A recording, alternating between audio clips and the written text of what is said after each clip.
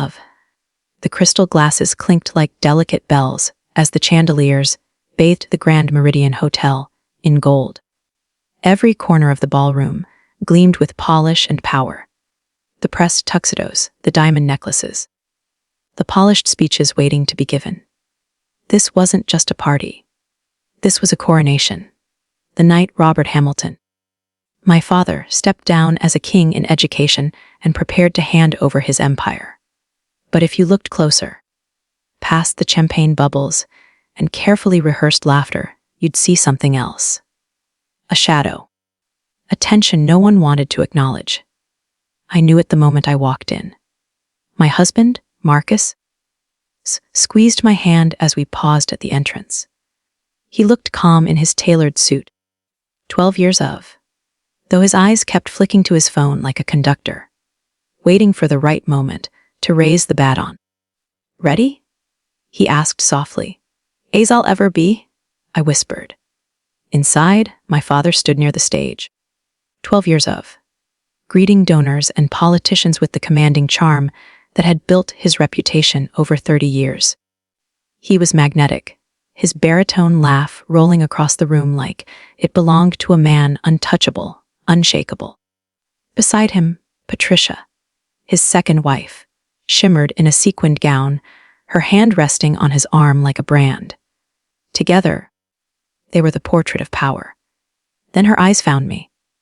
One glance, slow and appraising, of, sliding over my navy dress. The same one I'd worn to a teaching award ceremony 3 years ago, and a faint smile tugged at her lips. It wasn't kindness, it was calculation. Olivia.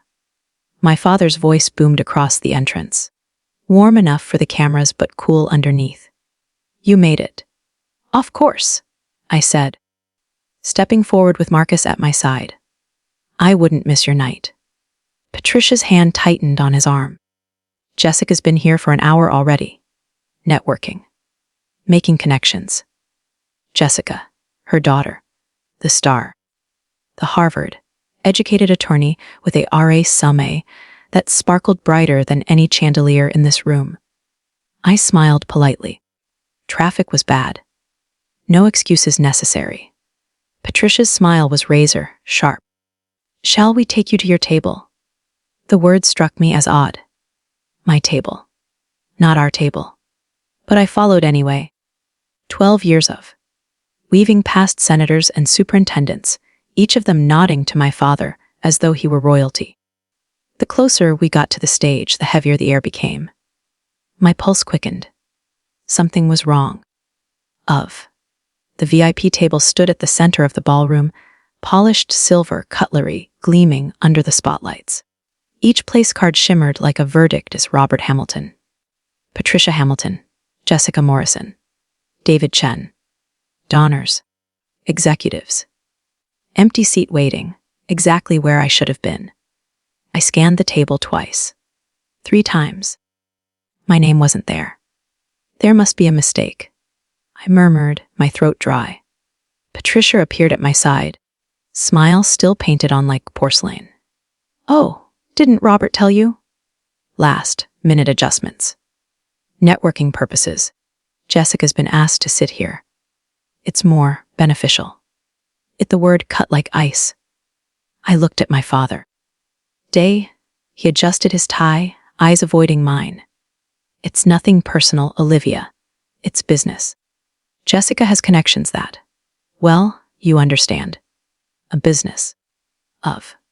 That was the explanation for erasing his daughter from his table, his night, his legacy.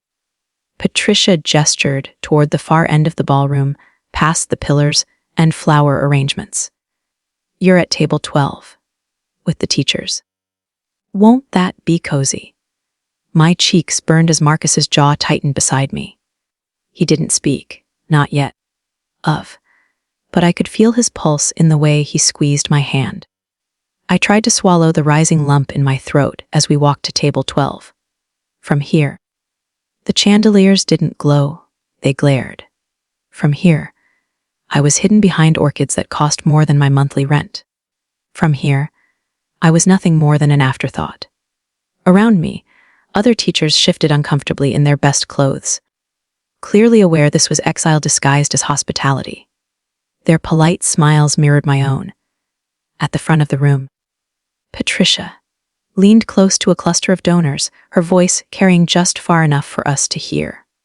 "This is Jessica, my daughter, Harvard Law, senior associate, won her latest case in record time." A pause.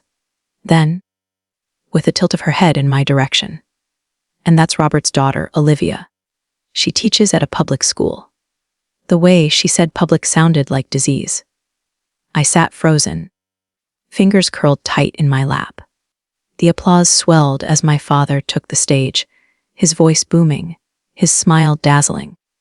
"I'm blessed tonight to celebrate not just my career, but my extraordinary family. My wife, Patricia. My daughter, Jessica. Brilliant, ambitious, the future of excellence itself." The crowd erupted. Cameras flashed. Jessica rose gracefully, waving like a queen ascending her throne. And me, his other daughter, his flesh and blood, who had followed in his footsteps, who had poured herself into classrooms year after year. Not a word. My chest constricted as the realization landed like a stone. I hadn't just lost a seat at his table. I'd been erased from his story. Beside me, Marcus's phone buzzed again. He glanced at it, his lips twitching. Not with anger, but with something else.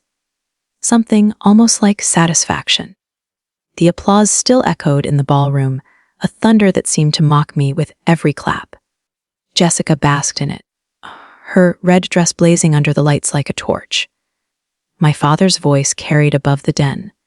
Proud, commanding, celebratory.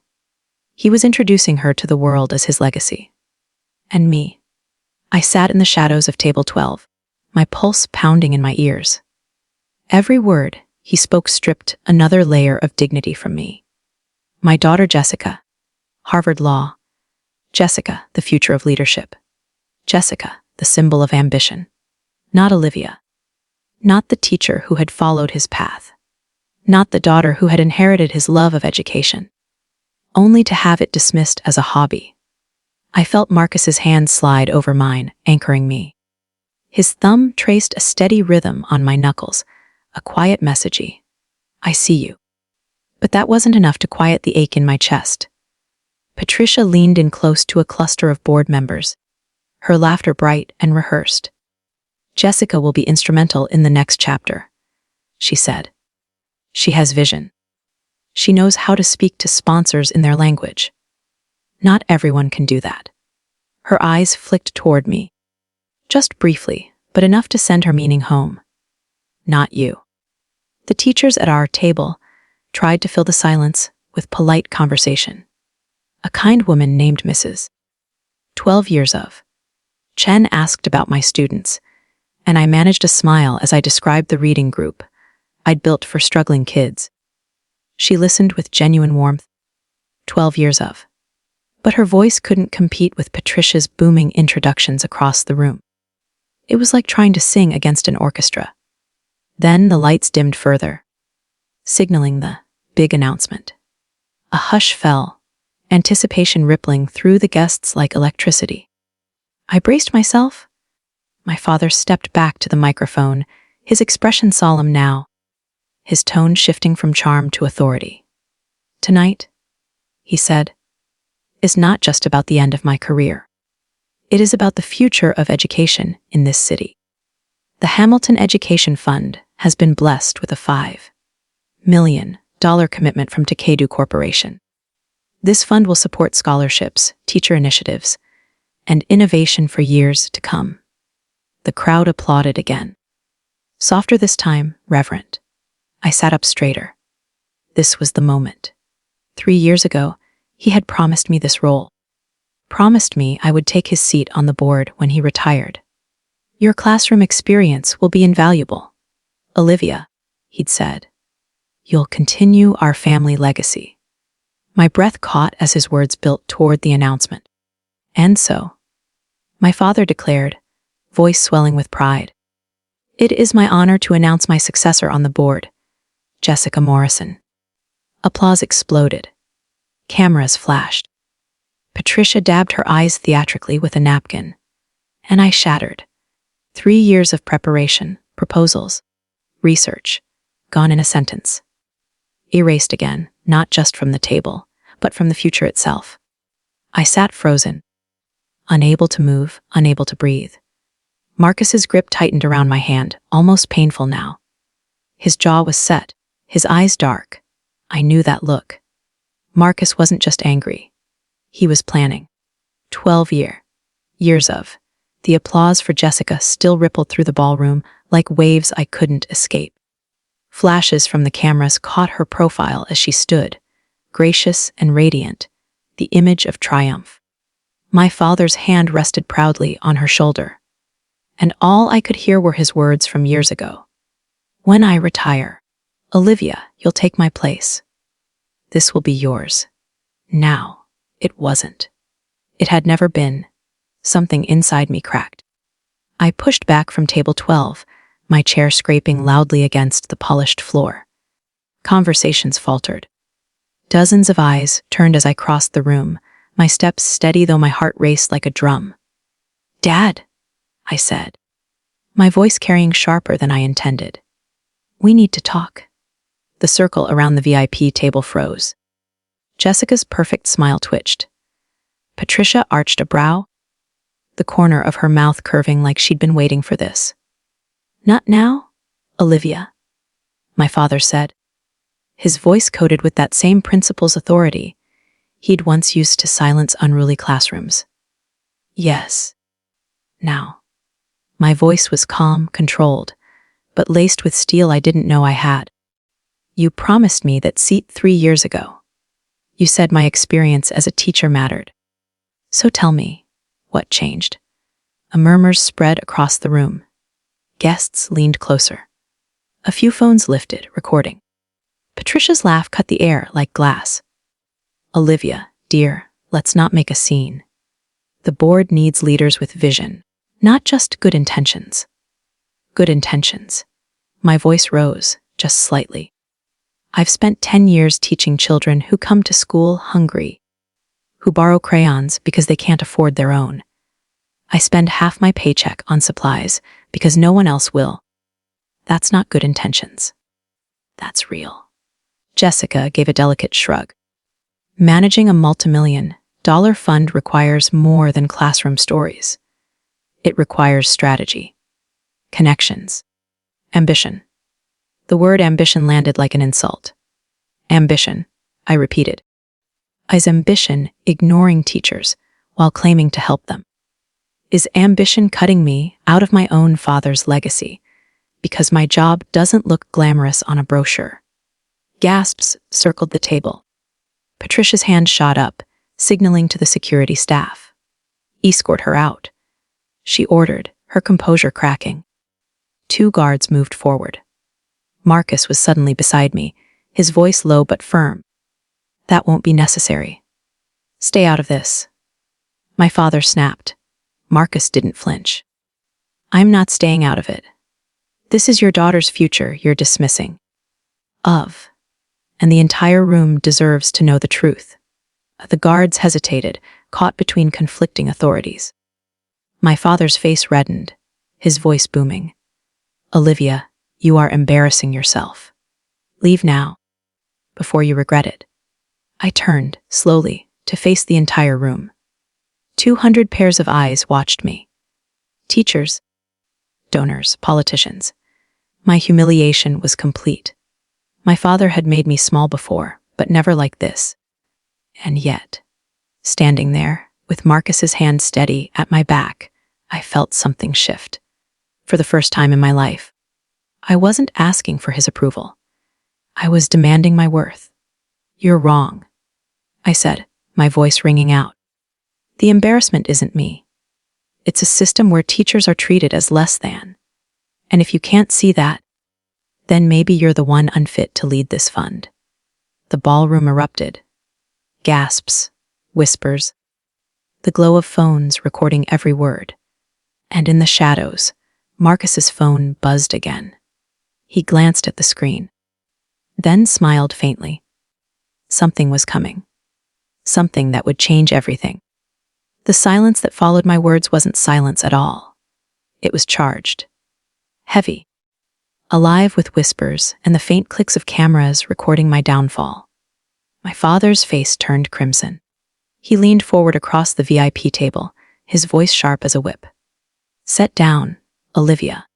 This is not your moment." I held his gaze. It was supposed to be. Patricia's composure cracked, just enough to show the steel beneath. "Security," she said again, colder this time. "Remove her before she ruins the evening any further." The guards hesitated, not because they respected me, but because every phone in the ballroom was pointed at us. A single wrong move would make tomorrow's headlines.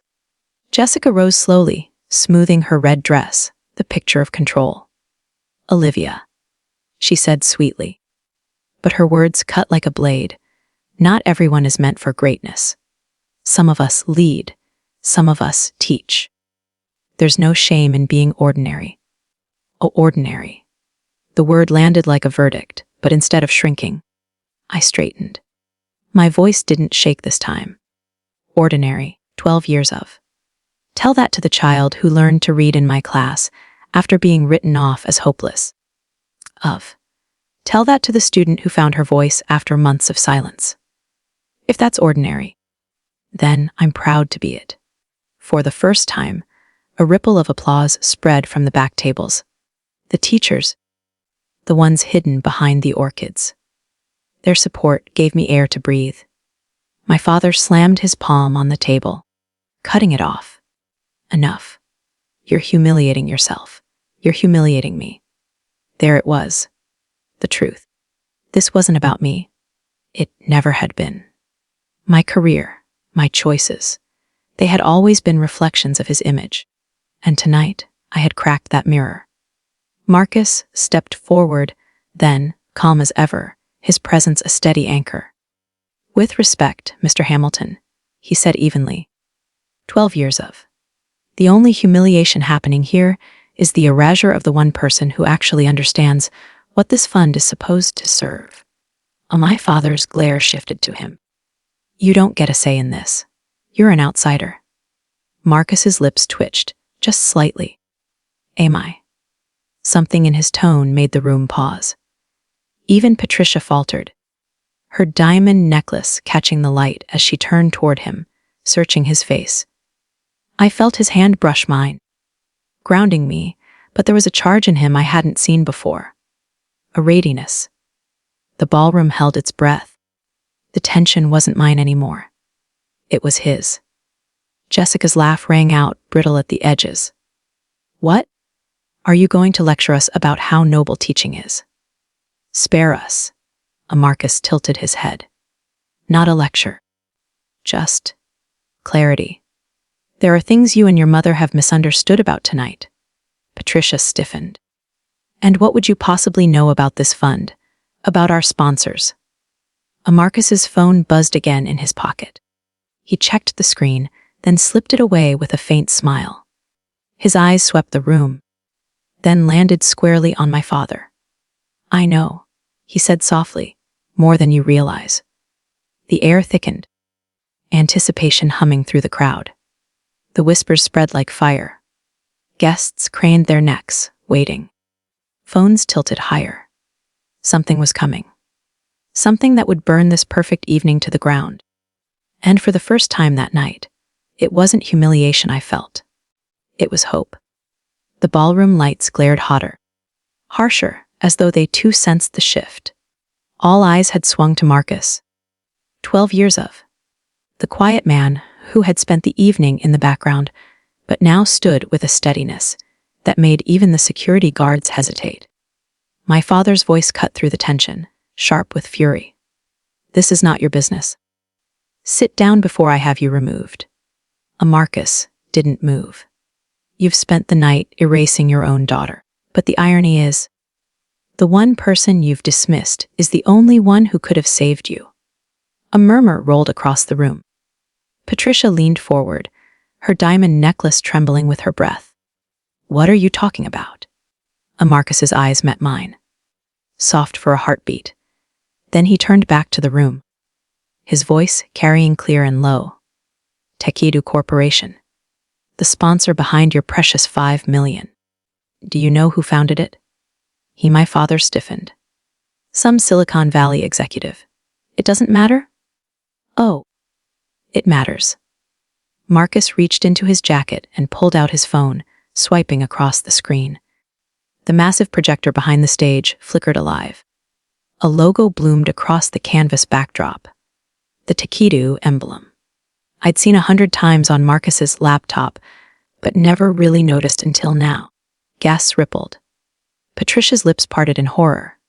5 years ago. Marcus said evenly. I built Tekidu from scratch. Not for investors, not for prestige. For teachers like my wife, who pour their entire lives into students while people like you treat them as embarrassments. The silence shattered. People surged to their feet, phones recording, whispers colliding. He's the founder. He's the sponsor. Patricia's composure crumbled. That's impossible. You drive a 10-year-old Honda. You shop at Costco. Marcus allowed himself the faintest smile. Because I'd rather put money into classrooms than into jewelry. Revolutionary idea, isn't it? My father's face drained of color. He gripped the edge of the table like it was the only thing keeping him upright. You lied to us, he whispered. No, Marcus said calmly. You lied to yourselves. You assumed a quiet man who stood beside a teacher must be insignificant. You assumed prestige mattered more than purpose. That arrogance blinded you. Jessica's laughter was thin, brittle.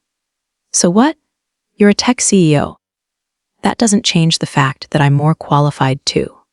Qualified. Marcus's voice sliced through hers. You skimmed the contract, Jessica. Section 7. Board positions must prioritize classroom educators. Section 12. Any public appointment without sponsor approval voids the funding. You breached the agreement the moment Robert announced your name. David Chen, the board chairman, stood abruptly, his phone already in his hand. Is this true? It's in black and white, Marcus replied. Your so-called future died the moment you dismissed Olivia. The room erupted. Teachers from the back tables rose in applause, their clapping thunderous, defiant. Donners whispered frantically. Phones streamed live, broadcasting every word. And then Marcus turned, his eyes locking with mine. This was never about me. It was about you. Olivia, you are the educator this fund was supposed to honor. And if your father can't see that, I will. Tonight, Tekidu withdraws its support from the Hamilton Fund. Instead, I'm establishing a new foundation. In your name. The applause exploded into cheers, drowning out Patricia's protests, Jessica's shrieks, my father's strangled denials. My chest heaved. Tears blurred the ballroom lights into constellations. For the first time in my life, I wasn't the erased daughter. I was the center. And my father, he sat in silence.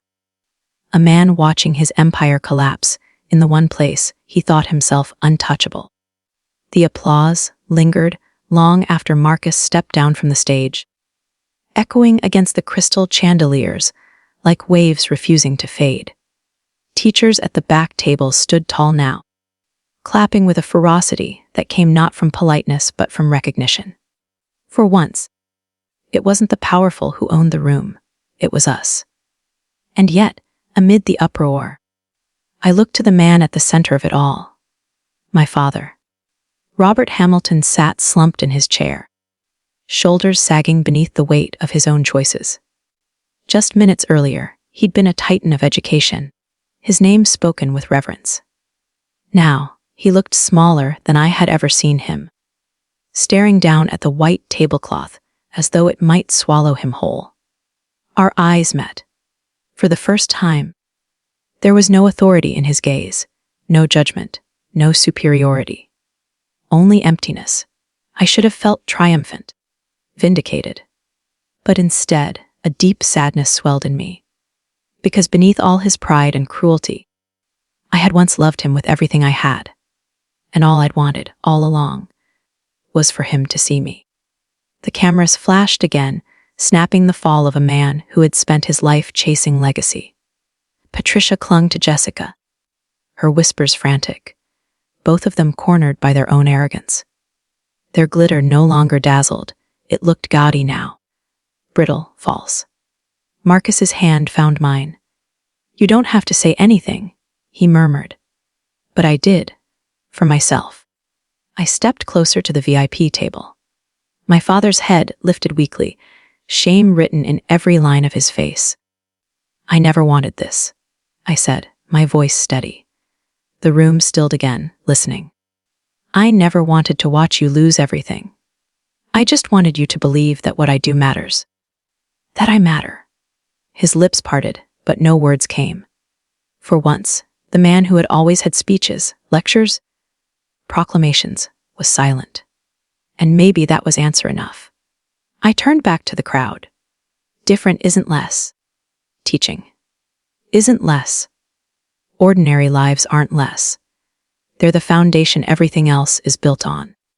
If tonight proves anything, it's that erasing teachers erases the future itself. Applause swelled again, stronger, roar. This time, I let it wash over me. When we finally left the ballroom, the night air was cool and sharp against my skin. Marcus laced his fingers with mine, as though to remind me that I was no longer walking out in exile, but in triumph. Behind us, my father remained in that glittering room, surrounded by the ruins of his own pride. Ahead of me stretched something far greater than a seat at his table, a new table. One I would help build, where no teacher would ever again be told they were ordinary. For the first time, I felt weightless. Seen. Enough. Years of. And as Marcus pressed a kiss to my temple, his whisper carried the truth I'd needed all along. "You've always been extraordinary. They just never deserved to see it." Two. That closes the arc. Olivia reclaims her voice. Marcus affirms her worth. Her father faces his downfall. And the audience leaves with a poetic truth.